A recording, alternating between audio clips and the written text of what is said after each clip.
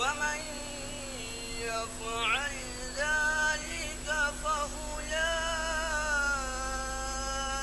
هم الخاسرون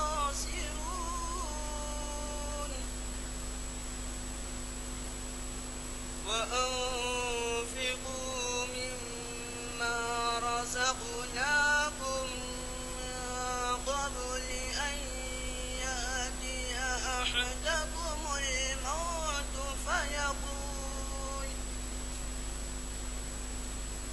فيقول رب لولا أخرتني إلى أجل قريب فأصدق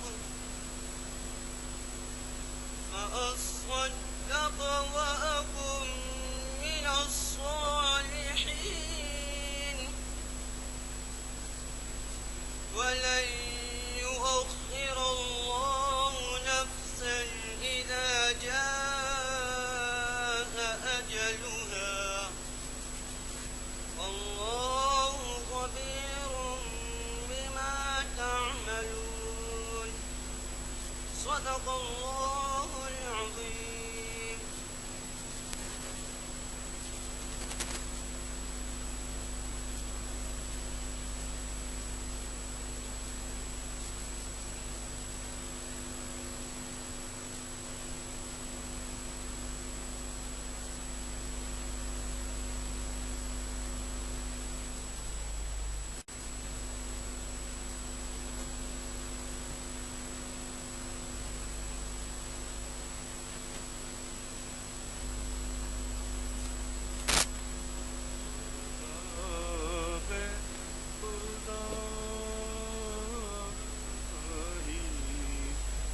جب عشق سکھاتا ہے آداب خدا گاہی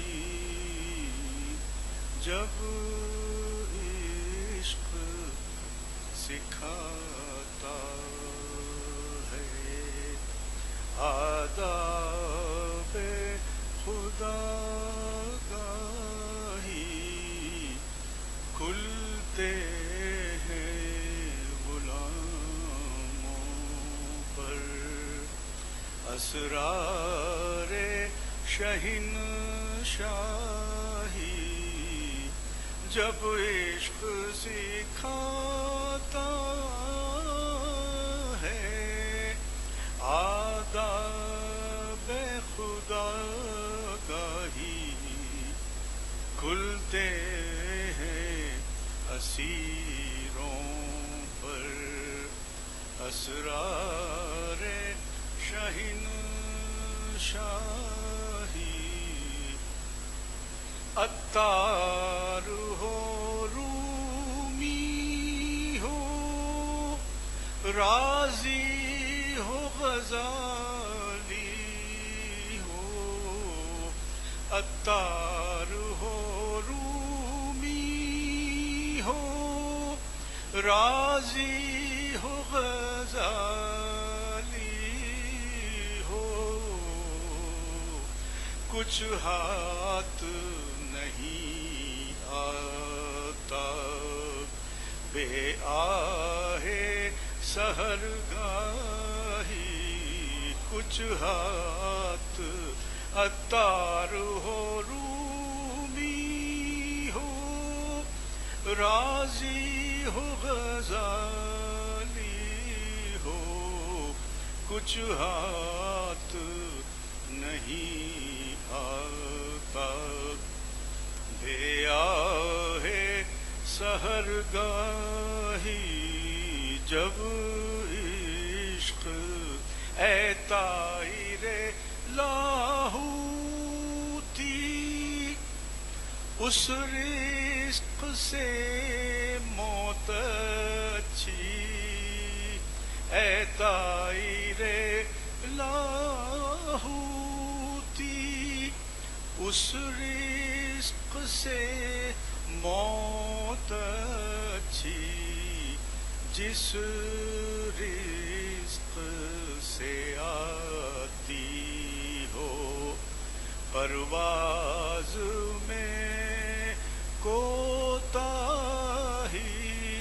جس رزق سے آتی ہو، پرواز میں کوتاہی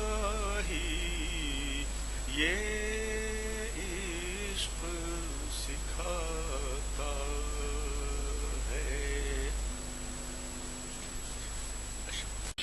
جیسے کہ ابھی بات جماعت اعلان کیا گیا اصل جماعت کے بعد، آج ہماری یہ 779ویں نشست ہے محفل اقبال شناسی،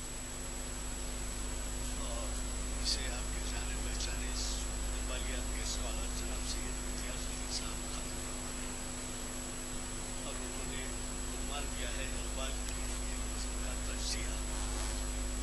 حضرات آج کل آپ اخبارات میں پڑھ رہے ہوں گے، ریڈیو پہ اور ٹی وی پہ دیکھ رہے ہوں گے کہ علامہ اقبال کی پیدائش اور آج 12 نومبر میں طے کیا ہے 30 نومبر کو لاہور میں علامہ اقبال کی یاد میں ایک نشست رکھی جائے، جس کو جیسے کہ آپ واقف ہیں ایک ہمارے مسلم کے اور مقررین ہوں گے، اور اس میں ہمارے یہاں جو سال کا ہم سے تعاون کرتے رہے ہیں وہ لوگ داعش پر اس خاتمہ میں یہ کہا جائے داعش سے۔ بہرحال آج کی یہ نشست جو 12 نومبر 2014 عیسوی 1436 ہجری بروز چہارشنبہ بعد اثر عالیہ مسجد جامع مسجد عالیہ کے کانفرنس ہال میں منعقد ہو گئی ہے۔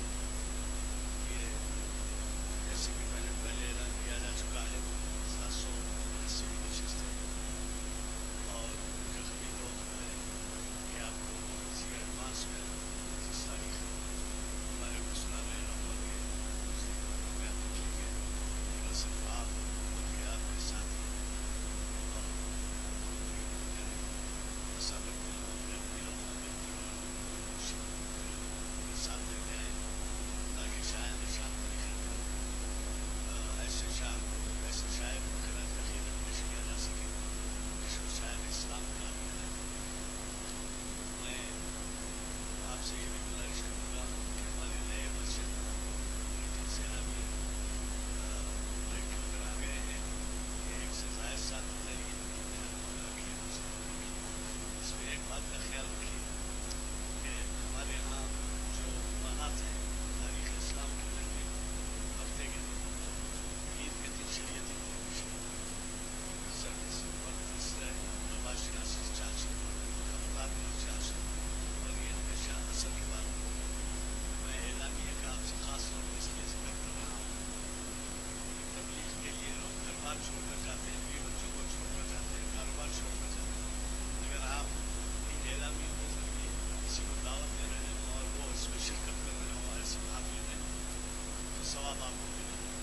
اور اس کے علاوہ دوسرا یہ بھی ہے اعلان ہے کہ ویب سائٹ جس کا بھی منصب ذکر ہے اعلامیہ میں لگی ہوئی ہے، اگر آپ نہ آ سکے ہوں یا اپنے حلقے کے لوگوں کو کہہ سکتے ہوں تو ان سے کہیے کہ دوسرے منصوبہ میں ویب سائٹ پر دیکھ سکتے ہیں اگر یہاں کسی وجہ سے نہ آ سکے، کیونکہ اس میں رات میں اہتمام کیا جاتا ہے ویب سائٹ پہ ڈال کے دوسری سے آپ سب چیزیں دیکھ سکتے ہیں۔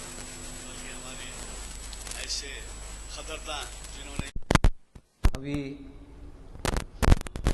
ہمارے جناب رؤوف الدین حسن صاحب نے اقبال کی نہایت عمدہ غزل کے 3 اشعار سنائے،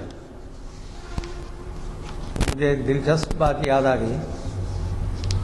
یہ جو غزل تھی، اے طائر لاہوتی اس رزق سے موت اچھی جس رزق سے آتی ہو پرواز میں کوتاہی۔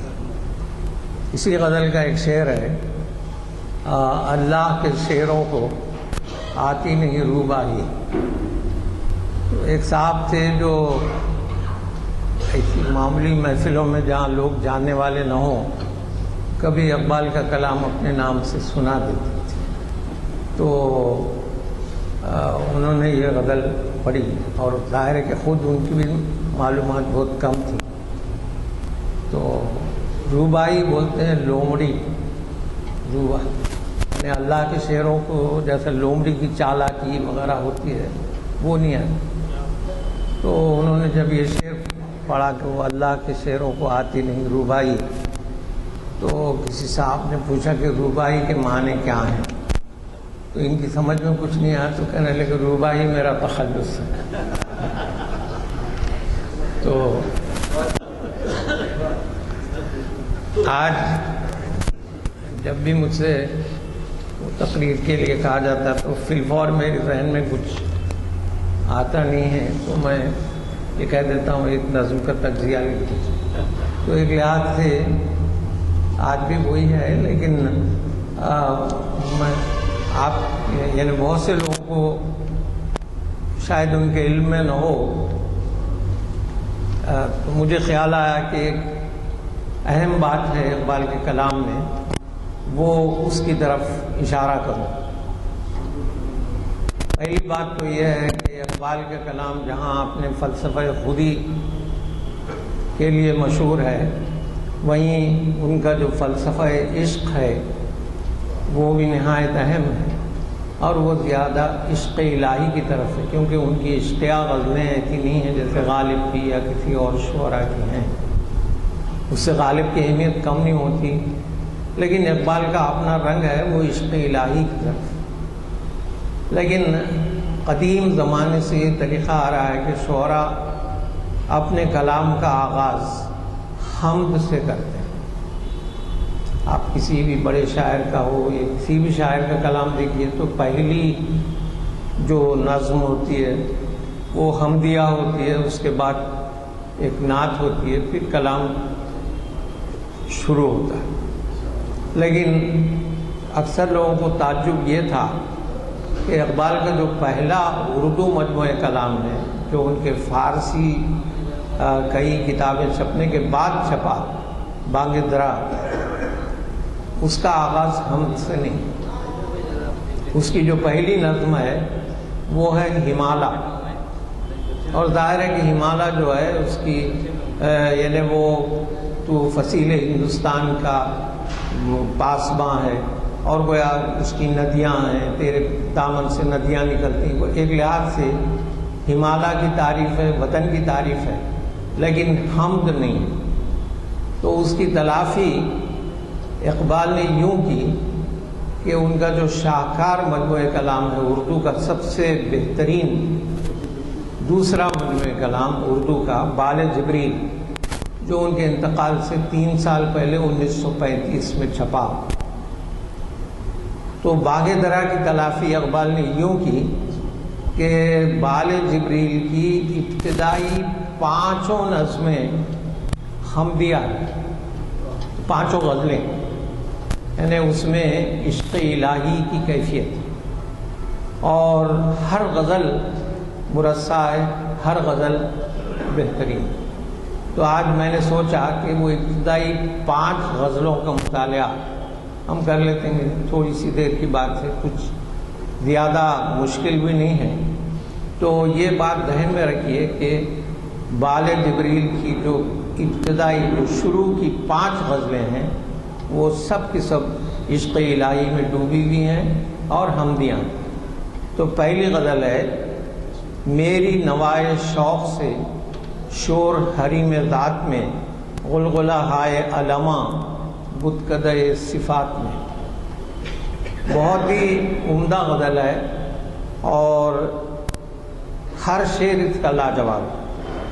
تو اس میں شاعر یہ کہتا ہے، اللہ سے مخاطب ہے اور یہ کہتا ہے کہ میری فریاد، میری نوائے شوق کیا ہے؟ میری فریاد، میری آہ، میرا نالہ، اس سے شور ہو رہا ہے. حریم کہتے ہیں ایسی جگہ کو جہاں جو بہت ہی محفوظ ہو، جہاں کسی کا گزر نہ ہو، اس کو بولتے ہیں حریم. تو یہاں 2 لفظ آئے ہیں، ذات اور صفات. ایک تو ہے اللہ کی ذات اور دوسرے ہیں اللہ کی صفات. جیسے یہ جو نام ہے اللہ، یہ اسم ذات ہے، یہ کسی کا نام نہیں ہو سکتا. یہ صرف اللہ کا نام ہے اور اسی کو زیب دیتا ہے. عبداللہ نام ہو سکتا ہے، امان اللہ نام ہو سکتا ہے، حبیب اللہ نام ہو سکتا ہے، لیکن اللہ ایسا نام ہے جو اسم ذات ہے، وہ صرف اللہ کی ذات تک مخصوص ہے.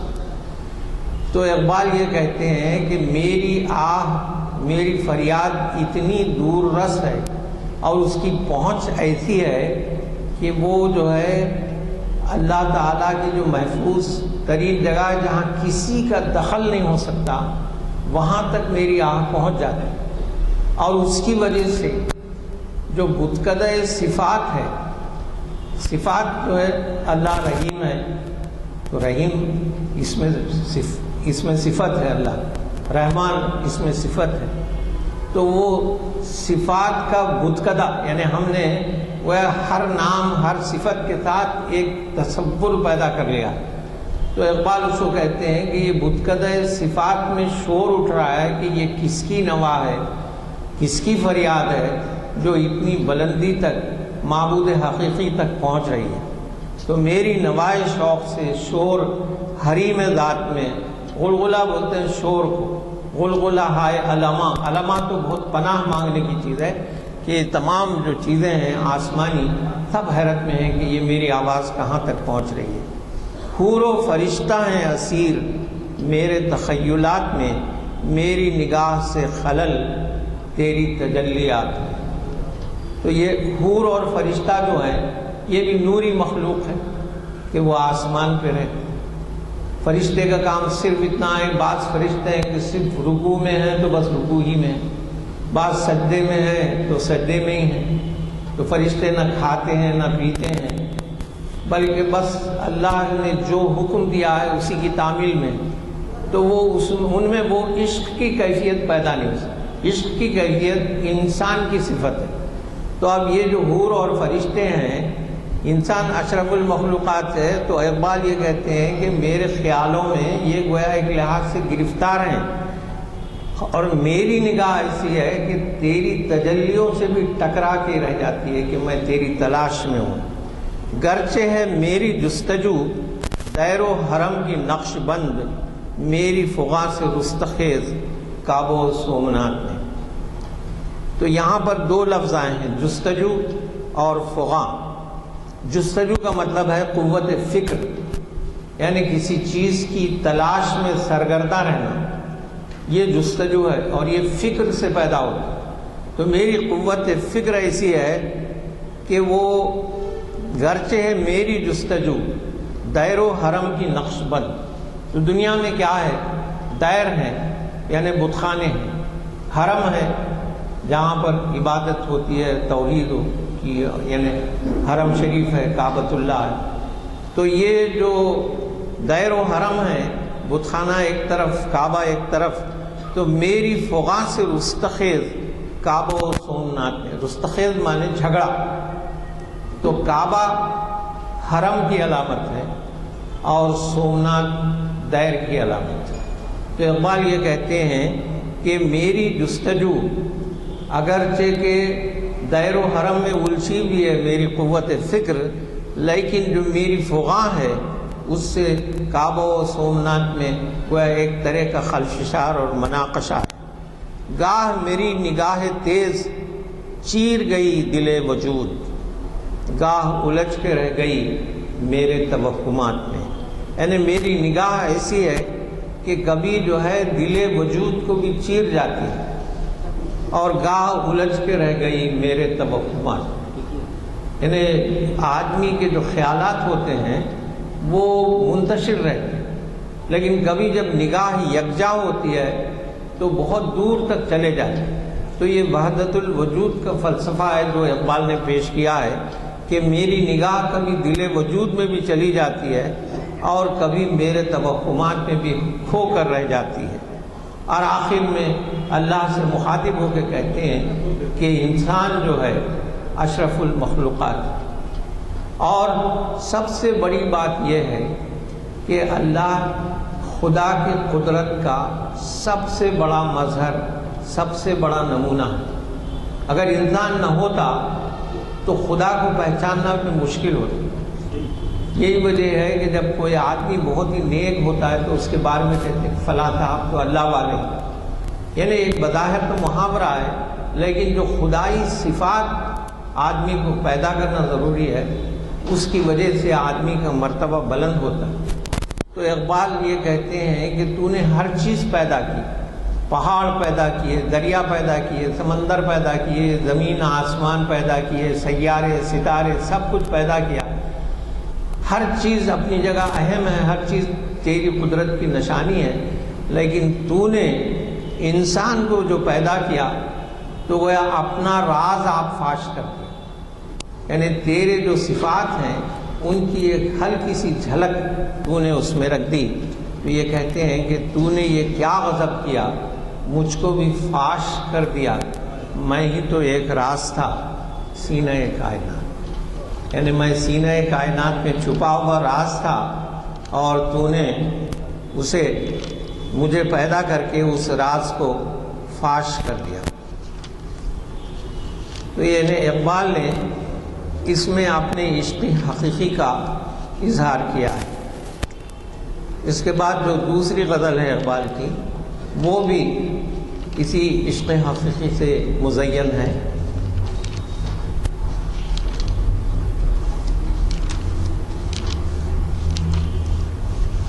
اس میں یہ پوری غزل ایسی ہے کہ سوالیہ لہجہ ہے، لیکن سوال میں جواب چھپا ہوا ہے۔ تو یہ بھی ایک خاص صنعت اقبال نے پیدا کی ہے۔ اگر کجرو ہے انجم آسماں تیرا ہے یا میرا، مجھے فکر جہاں کیوں ہو جہاں تیرا ہے یا میرا۔ کجرو کے معنی ٹیڑھی رفتار چلنے والا، جو راہ راست سے ہٹا ہوا ہے۔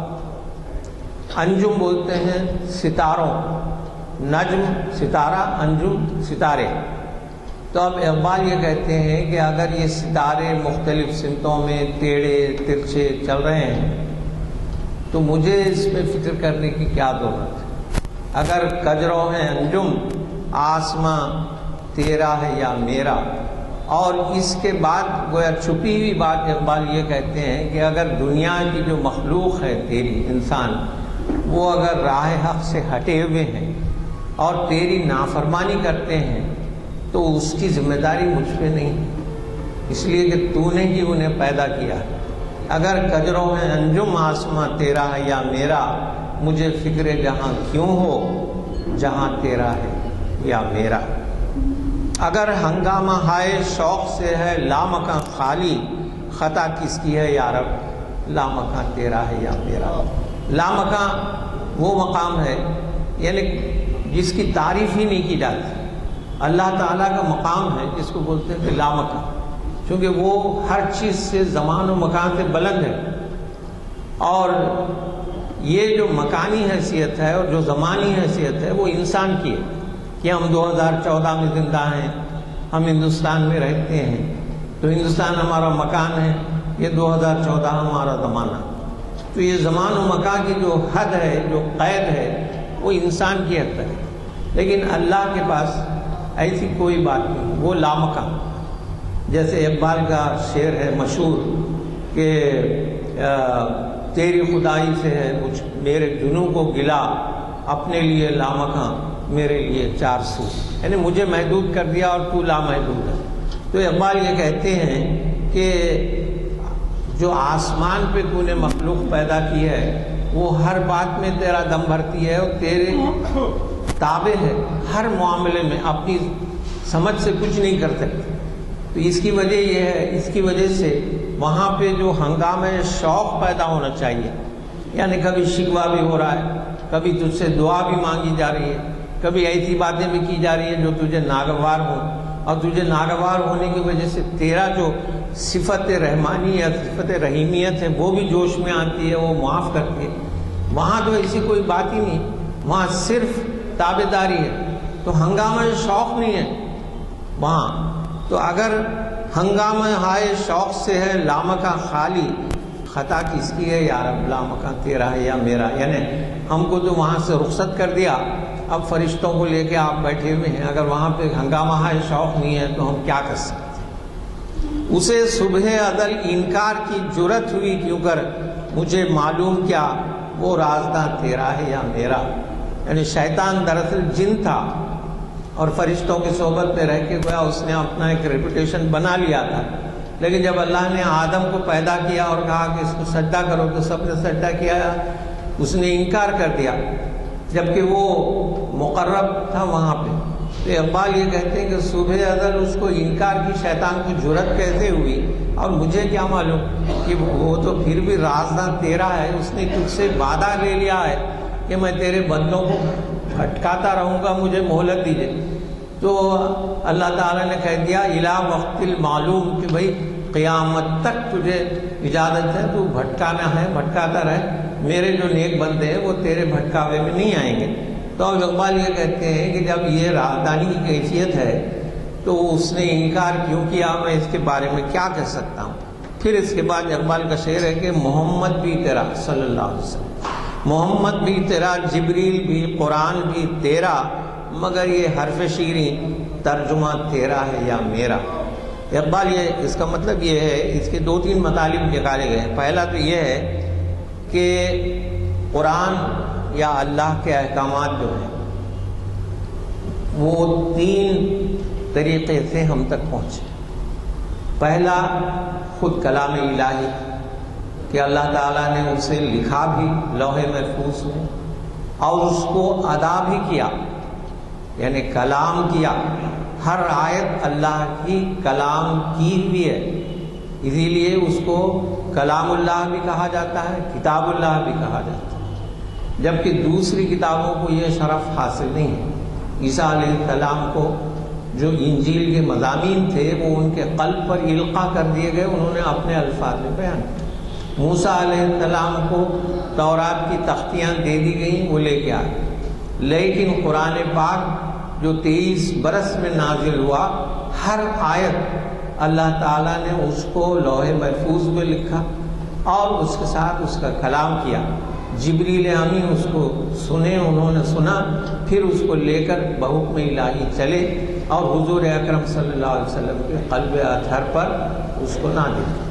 تو اب یہ کہتے ہیں کہ محمد بھی تیرا، یعنی حضور صلی اللہ علیہ وسلم بھی آپ کے سب سے بڑے بندے ہیں، عبدہ و رسولہ، اور جبریل بھی آپ کے مقرب ترین فرشتے ہیں، اور قرآن تو آپ کا کلام ہے، اور یہ سب کیا ہے؟ حرف شیری ہے، لیکن حضور صلی اللہ علیہ وسلم کے توسط سے یہ قرآن ہم تک پہنچا ہے۔ تو اقبال یہ کہتے ہیں کہ محمد بھی تیرا، جبریل بھی، قرآن بھی تیرا، مگر یہ حرف شیریں ترجمہ تیرا ہے یا میرا، کہ اس سے جو ترجمانی ہوتی ہے وہ انسان کے اخلاق و آداب کی اور تیرے احکامات کی ہوتی ہے، اور ہم اس کے امین ہیں۔ اسی کوكب کی تابانی سے ہے تیرا جہاں روشن، زوال آدم خاکی زیاں تیرا ہے یا میرا۔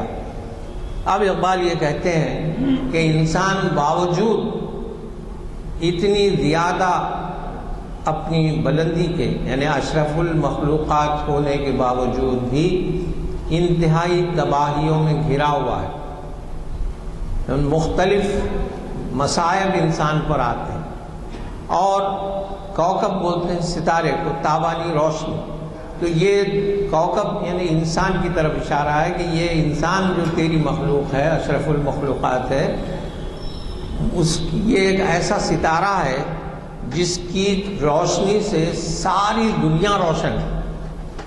اگر اس انسان کو نقصان پہنچتا ہے اور وہ زوال پذیر ہو جاتا ہے تو اس سے نقصان کس کا ہے؟ تیرا ہے یا میرا؟ یعنی انسان کو تو اچھا رکھ اور اس کی ہر موقع پر مدد فرما، اس کو مصائب میں مت ڈال۔ اسی کوكب کی تابانی سے، یعنی اسی انسان کی روشنی سے، اسی کوكب کی تابانی سے ہے تیرا جہاں روشن، زوال آدم خاکی زیاں مانے نقصان، زیاں تیرا ہے یا میرا۔ اس کے بعد تیسری غزل ہے، گیسوئے تابدار کو اور بھی تابدار کر، ہوش و خرد شکار کر، قلب و نظر شکار کر۔ گیسوئے تابدار بظاہر ایک جسم کا تصور آتا ہے، یعنی گیسو اس کو ہوں گے جس کا سر ہو۔ اللہ تعالیٰ تو جسم سے منزہ ہیں، وہ جسم ان کے لیے نہیں ہے، وہ ان کی شان ہی نرالی ہے، ان کو بیان نہیں کیا جا سکتا۔ لیکن یہاں شاعر اپنے عشق میں وہ صفات باری کو بیان کرنے کے لیے یہ کہتا ہے کہ گیسوئے تابدار کو، یعنی اپنے روشن گیسوؤں کو، اپنے نور کو اور زیادہ بلند کر، اور میرے ہوش و خرد، میرا ہوش، میری عقل جو ہے اس کو بھی شکار کر، اور میرے دل اور میرے نظر پہ حاوی ہو جا۔ اب یہاں پر ہر عاشق کی خواہش ہوتی ہے کہ اپنے محبوب کو دیکھے، اور ظاہر ہے کہ جس کو عشق حقیقی ہو وہ تو اور زیادہ چاہتا ہے۔ عشق بھی ہو حجاب میں، حسن بھی ہو حجاب میں، یعنی عشق جو ہے وہ شاعر اپنے آپ کو کہہ رہا ہے کہ میں بھی چھپا ہوا رہوں اور تو بھی چھپا ہوا رہے، تو پھر اس میں مزہ کیا ہے؟ یا تو خود آشکار ہو یا مجھے آشکار، یا خود ظاہر ہو جا یا میرے اندر کی چھپی ہوئی جو صفات ہیں ان کو ظاہر کر۔ تو ہے محیط بے کراں، میں ہوں ذرا سی آبجو۔ یہاں پر شاعر اپنا عجز بتاتا ہے۔ محیط بولتے ہیں ہر جو چیز گھیری ہوئی ہے، ہر چیز کو۔ تو ایسا محیط ہے، تو ایسی دھرتی ہے جس کا کوئی کنارہ نہیں ہے۔ تو ہے محیط بے کراں، میں ہوں ذرا سی آبجو، یعنی میں ایک چھوٹی سی نہر سے بھی کمتر ہوں۔ تو ہے محیط بے کراں، میں ہوں ذرا سی آبجو، یا مجھے ہمکنار کر یا مجھے بے کنار کر، یا تو مجھے اپنے سے ملا لے یا مجھے بھی جو ہے اتنا وسیع کر دے کہ میرا کوئی کنارہ نہ ہو اور میں بھی وہ وسعتوں میں ہو جاؤں۔ میں ہوں صدف تو تیرے ہاتھ میرے گوہر کی آبرو۔ صدف بولتے ہیں سیپی جس کے اندر موتی رہتا ہے۔ میں ہوں صدف، یعنی اگر میں سیپی ہوں تو میرے اندر جو موتی ہے اس کی آبرو تیرے ہاتھ، یعنی اگر اس کی چمک ہے، اس کی قدر و قیمت ہے تو وہ اس وجہ سے ہے کہ تو نے میرے اندر اس کو رکھا ہے۔ میں ہوں صدف تو تیرے ہاتھ میرے گوہر کی آبرو، میں ہوں خزف تو مجھے گوہر شاہکار کر، گوہر شاہوار کر، یعنی اگر میں ٹھیکری ہوں، خزف بولتے ہیں ٹھیکری کو، مٹی کی ٹھیکری، اگر بے حیثیت اتنا ہوں کہ خالی ایک ٹھیکری کی طرح ہوں تو پھر بھی تیرے اختیار میں ہے کہ تو مجھے موتی کا گویا ہم پلہ بنا دے۔ نغمہ نوبہار اگر میرے نصیب میں نہ ہو، اس دم نیم سوز کو طائرت بہار کر۔ طائرت پرندے کو بولتے ہیں۔ نغمہ نوبہار یعنی اقبال یہ کہتے ہیں کہ مسلمانوں کا عروج اگر میں اپنی زندگی میں اپنی آنکھوں سے نہ دیکھ سکوں، یعنی وہ نغمہ نوبہار میں نہ سن سکوں، میری قسمت میں نہ ہو، تو کم سے کم میں اس دم نیم سوز، یعنی میں ایسا انسان ہوں جو بیمار بھی ہوں اور جو کسی لمحے بھی اس دنیا سے رخصت ہوتا ہوں، تو کم از کم میرے قلم سے، میری زبان سے مجھے ایسا پرندہ بنا دے جو میں آنے والے دنوں کی خوشخبری اپنے کلام سے دنیا کو سنا سکوں۔ باغ بہشت سے مجھے حکم سفر دیا تھا کیوں، کار جہاں دراز ہے اب میرا انتظار۔ یعنی اللہ تعالیٰ نے جس طرح آدم کو جنت سے نکال دیا تھا، تو یہ اقبال یہ کہتے ہیں، اور اس وقت فرمایا تھا کہ تم جاؤ، تم دونوں، یعنی تم ہو یا شیطان ہو، دونوں جاؤ اور زمین پر رہو، وہاں پر ایک مقررہ وقت تک تم کو رہنا ہے۔ پھر اللہ تعالیٰ نے گویا زمین خالی پہاڑ دریا بنائے تھے، انسان نے اس کو سنوارا، تو شب آفریدی چراغ آفریدم والی بات ہے۔ تو اقبال یہ کہتے ہیں کہ مجھے جنت سے آپ نے نکالا یہ سوچ کے کہ دنیا کو تعمیر کرو، تو اب میں اس تعمیر میں لگا ہوا ہوں، صدیاں گزر چکی ہیں، ہزاروں لاکھوں سال گزر گئے، لیکن میرا کام ابھی مکمل نہیں ہوا، تو اس لیے کار جہاں دراز ہے اب مجھے واپس بلانا ہے، میری میراث جو جنت ہے مجھے لوٹانی بھی ہے، تو اس کے لیے آپ کو انتظار کرنا پڑے گا۔ روز حساب جب میرا پیش ہو دفتر عمل، آپ بھی شرمسار ہو، مجھ کو بھی شرمسار۔ آپ یہاں خود کے معنوں میں اپنے آپ جیسا بولتے ہیں، خود۔ تو جب قیامت کے دن میرا جو اعمال نامہ ہے آپ ہی کی خدمت میں پیش ہونا ہے اور آپ ہی کا تیار کرنا ہے، تو اس وقت اس بات کا خیال رکھیے کہ میں آپ کا چاہنے والا بندہ ہوں۔ اگر میری برائیاں نکلیں گی، مجھے دوزخ کے سپرد کیا جائے گا، تو اس میں تھوڑی شرمندگی کی بات آپ کے لیے بھی ہے کہ آپ کا ایک سچا عاشق گویا دوزخ میں جا رہا ہے۔ تو ایسا مت کیجیے۔ روز حساب جب میرا پیش ہو دفتر عمل، آپ بھی شرمسار ہو، مجھ کو بھی شرمسار۔ ابھی 2 اور حمدیہ غزلیں ہیں جو شروع کی ہیں، میں جلدی ختم کر دیتا ہوں۔ چوتھی غزل ہے، یہ بھی اللہ سے خطاب ہے۔ اثر کرے نہ کرے سن تو لے میری فریاد، نہیں ہے داد کا طالب یہ بندے آزاد۔ یعنی اقبال ایک عاجز بندے کی طرح اللہ سے یہ کہتے ہیں کہ میں شیوہ تسلیم و رضا کا پابند ہوں، جو آپ کریں گے وہ مجھے منظور ہے، لیکن میری بات میں اثر ہو نہ ہو، میری فریاد تو کم از کم سن لیجیے، اس لیے کہ میں داد رسی کے لیے نہیں بلکہ اپنی التجاؤں کو آپ کے سامنے بیان کر رہا ہوں۔ یہ مشت خاک، یہ سرسر، یہ وسعت افلاک، کرم ہے یا کہ ستم تیری لذت ایجاد۔ یعنی دنیا اتنی وسیع ہے، یہ کائنات، کہ یہاں پر ایسی ہوائیں چل رہی ہیں، افلاک آسمانوں کی یہ وسعت ہے، اور میری کیا حیثیت ہے جب آپ نے مجھے یہاں پر اپنا خلیفہ بنا کے بھیجا کہ میں ایک خاک کی مٹھی ہوں۔ مشت بولتے ہیں مٹھی کو، یہ مشت خاک، یہ سرسر، یہ ہوائیں، یہ وسعت افلاک، کرم ہے یا کہ ستم تیری لذت ایجاد۔ یعنی آپ نے جو مجھے انوینٹ کیا ہے، یہ کرم ہے یا ستم ہے کہ یہ عجیب و غریب چیز ہے کہ اتنا سا انسان ہے اور وہ ساری دنیا پہ حکمرانی کے لیے آپ نے پیدا کر دیا۔ ٹھہر سکانا ہوائے چمن میں خیمہ گل، یہی ہے فصل بہاری، یہی ہے باد مراد۔ یعنی جو پھول ہوتا ہے ہوا کے تیز جھونکے سے گر پڑتا ہے، اور اسی سے فصل بہاری بھی آتی ہے، اور اسی سے گویا لوگ تڑپتے ہیں باد مراد کے لیے۔ تو مجھے آپ نے اتنا نازک بنایا اور مجھ پر اتنی ذمہ داری سونپی۔ قصوروار غریب الدیار ہوں لیکن تیرا خرابہ فرشتے نہ کر سکے آباد۔ یعنی قصوروار ہوں، یعنی آدم کے بارے میں جیسا کہا جاتا ہے کہ ان سے ایک گویا ہلکی سی لغزش ہوئی جس سے آپ نے معافی مانگی اور اب کوئی بات باقی بھی نہیں رہی۔ تو قصوروار ہوں، غریب الدیار ہوں، یعنی میں جنت سے نکالا ہوا ہوں اور یہاں جو اس دنیا میں ہوں تو غریب الدیار ہوں۔ تو لیکن اس کے باوجود بھی میرا دعویٰ ہے کہ تو جہاں لامکان میں رہتا ہے اس کو فرشتے آباد نہیں کر سکتے، اس کو میری ہی ضرورت ہے۔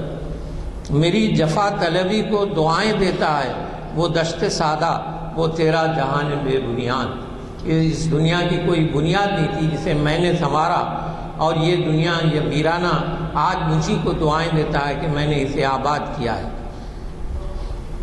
مقام شوق تیرے قدسیوں کے بس کا نہیں، مقام شوق تیرے قدسیوں کے بس کا نہیں، انہی کا کام ہے یہ جن کے حوصلے ہیں زیاد۔ یعنی جو قدسی بولتے ہیں نہایت پاکیزہ ارواح، تو آپ کے پاکیزہ ارواح سے یہ دنیا سنبھلنے والی نہیں ہے، انہی کا کام ہے یہ جن کے حوصلے ہیں زیاد۔ یعنی انسان کے جیسا حوصلہ چاہیے۔ 5ویں اور آخری غزل میں تیزی سے ختم کر رہا ہوں۔ کیا عشق ایک زندگی مستعار کا، کیا عشق پائیدار سے ناپائیدار کا۔ یعنی انسانی زندگی چونکہ بالکل ختم ہونے والی زندگی ہے، اس سے محبت بیکار ہے، اور اس کی بجائے عشق الہی کی ضرورت ہے۔ وہ عشق جس کی شمع بجھا دے اجل کی پھونک، وہ عشق جس کی شمع بجھا دے اجل کی پھونک، اس میں مزہ نہیں تپش و انتظار کا۔ یعنی جس کو موت بجھا دے اس میں جو ہے گرمی بھی نہیں ہے اور انتظار کی کیفیت بھی نہیں ہے۔ میری بساط ہے کیا تاب و تاب یک نفس، میری بساط کیا ہے تاب و تاب یک نفس، کتابت کی غلطی ہے، شعلے سے بے محل ہے الجھنا شرار کا۔ یعنی اللہ کی حیثیت جو ہے انہوں نے بتایا کہ شعلہ ہے اور انسان محض ایک چنگاری ہے، تو میری بساط کچھ بھی نہیں ہے، ایک لمحے کی زندگی ہے، اور اس لیے میں جو ہے اللہ سے الجھنا نہیں چاہتا، کیونکہ یہ میرا مقام نہیں ہے۔ کر پہلے مجھ کو زندگی جاویداں عطا، پھر ذوق و شوق دیکھ مجھے بے قرار تھا، تو مجھے زندگی جاویداں عطا کر بعد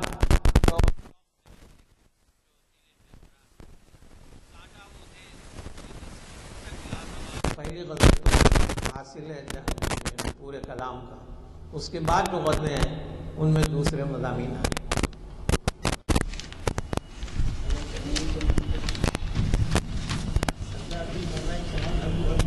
حضرات، آپ نے السلام علیکم حضرات، آپ نے سید امتیاز الدین صاحب جو ایک بڑے اسکالر ہیں اقبالیات کے، ان کا کلام سنا، ان کا خطاب سنا۔ جیسے میں نے پہلے اعلان کیا ہے، یہ اعلامیے چھپ کے آ گئے ہیں، ضرور لیتے جائیے۔ اس کے مطابق جناب محمد انور خان صاحب کا جمعہ کو واز ہے، اور اقبال احمد انجینئر صاحب پیر کے دن ہفتے کے دن مخاطب کریں گے تاریخ اسلام کی 666ویں نشست، اور اسی طرح سے مفتی سید الیاس ہاشمی ندوی شریعت انفارمیشن سروس کی 557ویں نشست کو مخاطب کریں گے، وہ پیر کے دن۔ اور اگلا خطاب جو ہے ایک عظیم اسکالر ہیں اقبالیات کے، جنہیں ماہر بھی کہا جا سکتا ہے، ڈاکٹر یوسف اعظمی کا، تو اگلے 4 شنبے کو مت بھولیے۔ دوسرا اعلان جو ہے میں کرنا چاہ رہا تھا وہ یہ ہے کہ چونکہ بعض رات دیر سے تشریف لائے، اس لیے دہرا رہا ہوں، 29 تاریخ کو اقبال کا یوم پیدائش منایا جائے گا، جبکہ پیدائش کا یوم تو 9 نومبر ہے، لیکن ظاہر ہے کہ شہر میں کئی اور تنظیموں نے بھی اہتمام کیا تھا، تو ہم نے مناسب یہ سمجھا کہ ہمارے تو ہر ہفتہ ہی ہوتے ہیں، لہذا آخری نومبر میں، ماہ نومبر میں منعقد کیا جائے۔ اردو ہال میں 29 تاریخ کو بعد مغرب یہ خطاب ہوگا، ضرور شرکت فرمائیے، ہماری بھی ہمت افزائی ہوگی، اور ایک خراج عقیدت ایسے شاعر کے لیے ہوگا جس کو کہ آپ ہر ہفتہ اس محفل میں یاد کرتے ہیں۔ میں جناب سید امتیاز الدین صاحب سے گزارش کروں گا کہ وہ دعا فرمائیں۔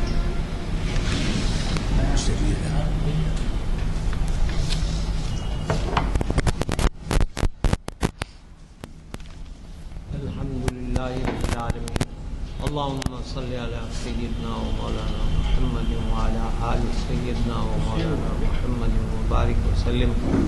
ربنا آتنا فی الدنیا حسنۃ وفی الآخرۃ حسنۃ وقنا عذاب النار۔ ربنا اغفر لی ولوالدی وللمؤمنین یوم یقوم الحساب۔ وصلی اللہ تعالی علی خیر خلقہ سیدنا و مولانا شفیعنا و نبینا و حبیبنا محمد وآلہ واصحابہ وازواجہ وذریاتہ واہل بیتہ اجمعین وسلم تسلیما کثیرا کثیرا۔ سبحان ربک رب العزۃ عما یصفون، وسلام علی المرسلین والحمد للہ۔